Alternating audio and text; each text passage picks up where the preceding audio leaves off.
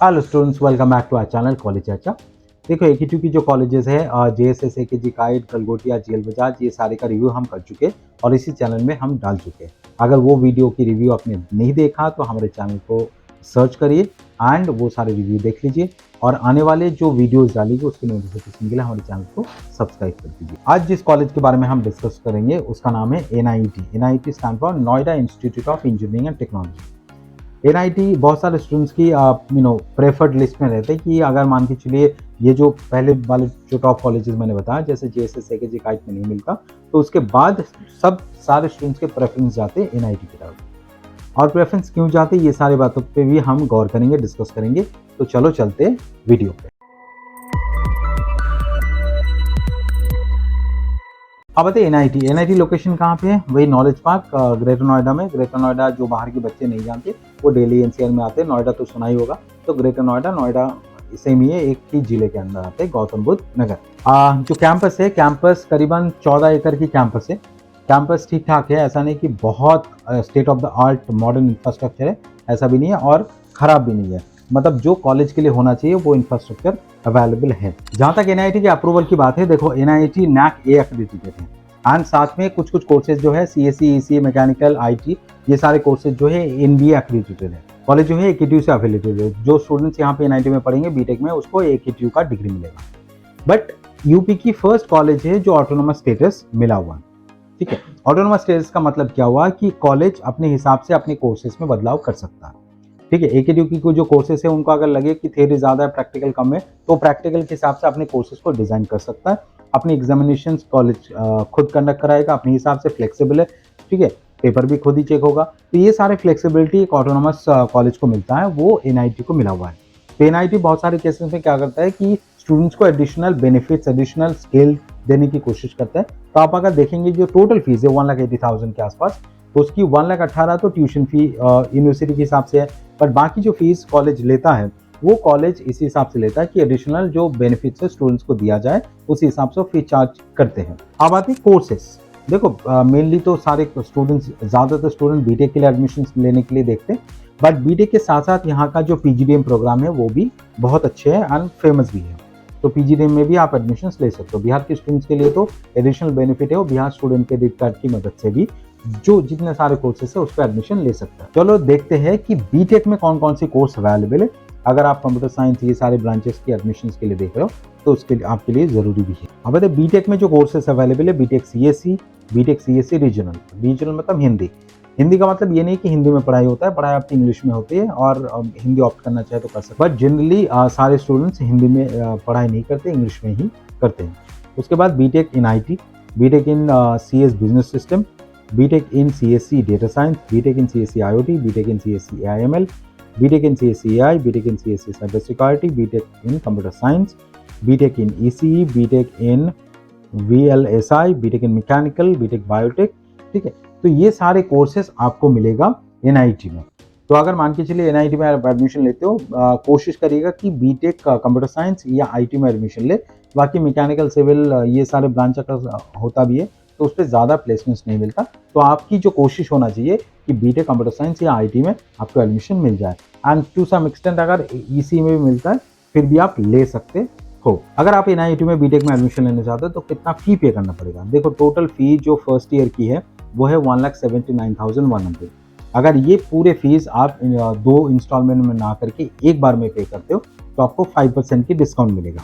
इसका मतलब हुआ जो फीस आपका हो जाएगा 1,70,100, राइट। अगले साल से आपको देना पड़ेगा 1,55,700।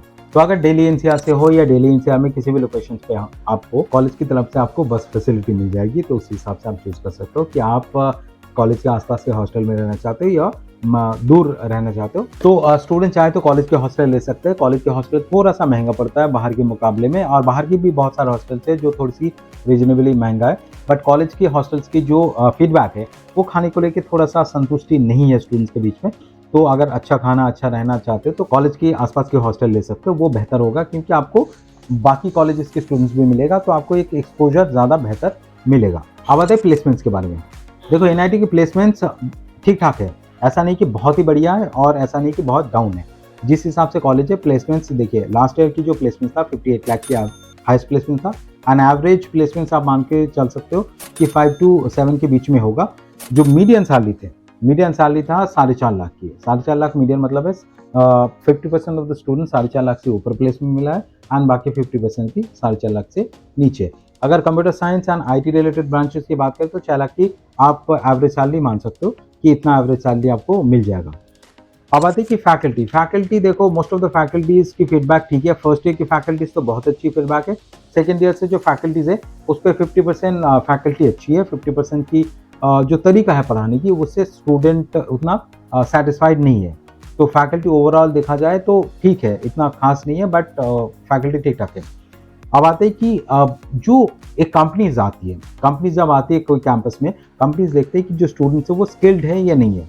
तो स्किल डेवलप करने के लिए क्या कॉलेज अलग से कोई इनिशिएटिव लेता है अदर देन क्लासेस कॉलेज के अंदर अलग अलग वर्कशॉप किया जाता है, चाहे वो कोडिंग रिलेटेड हो, चाहे वो कोई और चीज़ की हो, ताकि ओवरऑल जो स्टूडेंट्स की स्किल्ड है वो डेवलप हो। At the same time PDP classes and training and development जो टीम है वो 2-3 प्लेसमेंट से 2-3 महीने पहले से ही अच्छे से ट्रेनिंग किया जाता है हर स्टूडेंट्स को, ताकि वो जब इंटरव्यू देगा तो इंटरव्यू में किस टाइप का क्वेश्चन पूछ सकते, क्या आंसर्स देना चाहिए, ये सारे जो overall personal development and interview skill, वो सारी चीज़ें इस कॉलेज में फैसिलिटी मिलती है। कैंपस लाइफ देखो, कैंपस लाइफ में फेस्ट वगैरह बहुत ज़्यादा नहीं होता।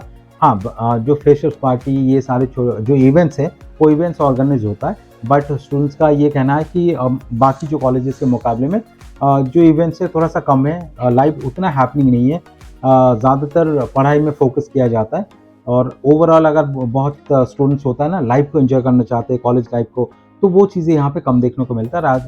ज़्यादातर फोकस जो है वो एकेडमिक्स पे ही है। तो अगर इस कॉलेज में आप एडमिशन लोगे तो कैसे लोगे? देखो, 2 तरीका है। एक तो AKTU की काउंसलिंग प्रोसेस में अगर आपकी JEE मेंस की रैंक 6 लाख के आसपास भी है, तभी कंप्यूटर साइंस की कोई ना कोई ब्रांचेस आपको मिलने की उम्मीद है।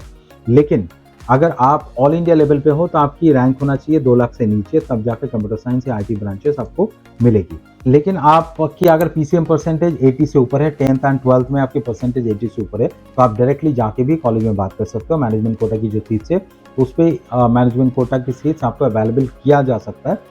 नहीं तो आप अलग अलग जगह बहुत सारे लोग हैं जो डोनेशन देके भी एडमिशन्स करा देते, तो आप उनसे भी बात कर सकते हो। बात करके आप एडमिशन्स की प्रक्रिया पता कर सकते हो। So this was all for NIT। अगर आपकी कोई क्वेश्चन क्वेरीज है तो आप कमेंट सेक्शन में लिख सकते हैं, या हमारे जो नंबर स्क्रॉल हो रहा है उस पर आप कॉल करके या व्हाट्सअप करके पता कर सकते हैं। एडमिशन्स अगर आपको NIT में लेना है, नहीं मिल रहा है, कैसे मिल सकता है, उसके लिए भी हमारे काउंसलर से आप बात करके वो एडमिशन प्रोसेस भी पता कर सकते हैं। अब मैं आपसे मिलूंगा नेक्स्ट वीडियो में, कोई और एक कॉलेज के बारे में डिस्कस करेंगे। अगर कोई पर्टिकुलर कॉलेज आपके मन में है तो वो भी हमारे साथ साझा करिए, हम उसके ऊपर भी वीडियो बना के दे देंगे। हमारे चैनल को सब्सक्राइब करना ना भूले।